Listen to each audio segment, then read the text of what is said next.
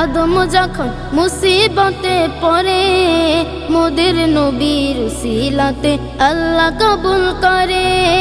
আদি পিতা আদম যখন মুসিবতে পড়ে মোদের নবীর উসিলাতে আল্লাহ কবুল করে। শাফায়াতের বিচারতে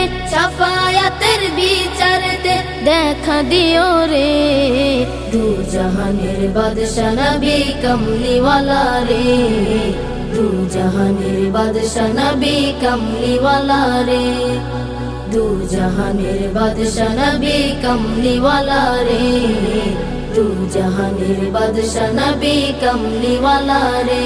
আমার মনের ঘরেতে রেখেছি যারে দু জাহানের বাদশা নবী কমলিওয়ালা রে, দু জাহানের বাদশা নবী কমলিওয়ালা।